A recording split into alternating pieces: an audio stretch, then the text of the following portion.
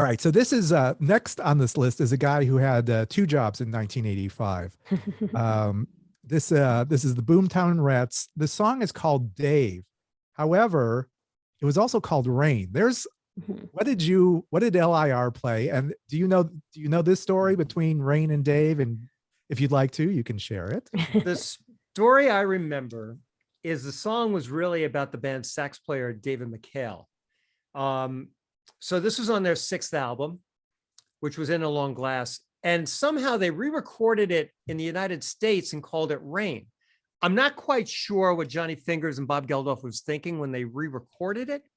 I don't know if Dave was pissed off it was called Dave. I don't know how it evolved from Dave to Rain, but it is a very quirky song, isn't it? It's not a song we played that often, quite frankly. But it is a really good song. So do you know the story about why it was re-recorded for the US?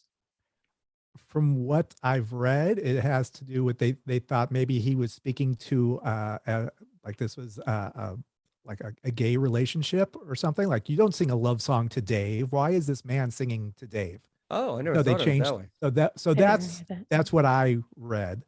But I mean, I was looking through the lyrics and it doesn't seem that way. But it just I really don't know the full story behind it. But it does seem odd that Dave and Rain. I guess I can go by Rain from now on. Just Rain Sloan. Dave's not here, man. Rain. They didn't go from Dave to Snow. They went from Dave to Rain. So yeah. I don't know. I mean, but I do know the song was, about David McHale, who's their sax player. Okay. And you're right. 1985. I mean, Geldof had two hats. He was doing, the whole Live Aid, Band Aid project, and he was trying to keep his Irish band going at the same time. Plus, he was acting too, if you remember that. I remember he came on the air with us at LIR, and he was talking about, I can't remember the movie that it was in, but he was saying how wasn't the he was wall being was driven down these castle steps, and it was cold, and his nipples were getting scratched on the stone surface, and he was freezing. And I'm like, holy crap, who would want to do that? But was it? That's Bob. It must have been for Pink Floyd's The Wall, right? I don't know any other movie. Oh, that's probably right. Yeah, Pink Floyd, The Wall. I forgot about that. Yeah. It's interesting. I actually saw The Wall at the Nassau Coliseum. If you remember, based on the film, there were 5 performances at the Nassau Coliseum on Long Island. And there were 2 performances at the Forum in LA. Sports and Arena. 1 in London, right?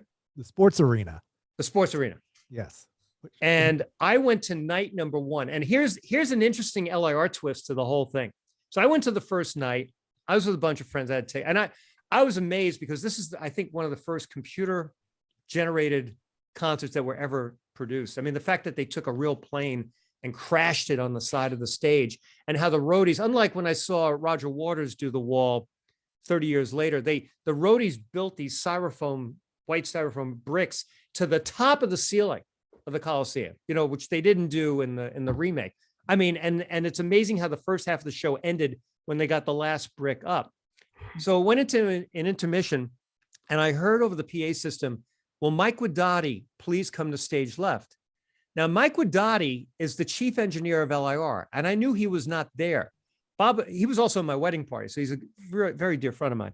And I went to stage left, and there's a guy, and he looks freaked out.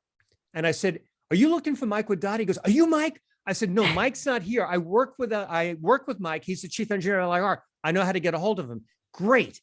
He sticks this backstage pass on me. I go into the operations center, and I could see one of the roadies trying to explain the problem of what was happening to Roger Waters. And what had happened was, with the conversion of 110 to 220, they didn't account for, it was an electrical thing. The whole system went down, and they couldn't figure out how to start the second half of the show. So I get Mike on the phone, and Mike goes, "Yeah, I can help you with this." And he talks the crew through the issue. It was an electrical problem, and they got it back.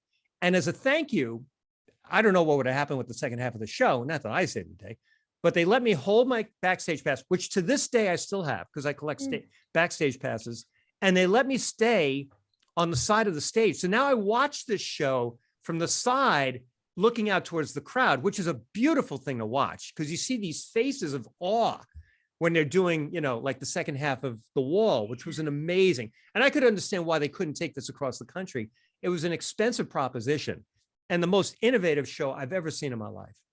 But that was the LIR twist to it. Mike Wadati, the chief engineer of LIR, saves the day. Actually, you saved the day, because if you hadn't spoken up, Yeah, I I don't know what guess. happened. I mean, this was what, 1980? Yeah, Is it was that when the walk- 1980. Yeah. Was it 1980? Yeah. So I still have it. I collect the backstage passes of bands that I've introduced over the years in a box. I just kind of, and It's a then big when they did box. the 30th anniversary, I wore this thing around like I was Oh, still yeah. in back. I took it. My friends were like, "Hey man, that's pretty."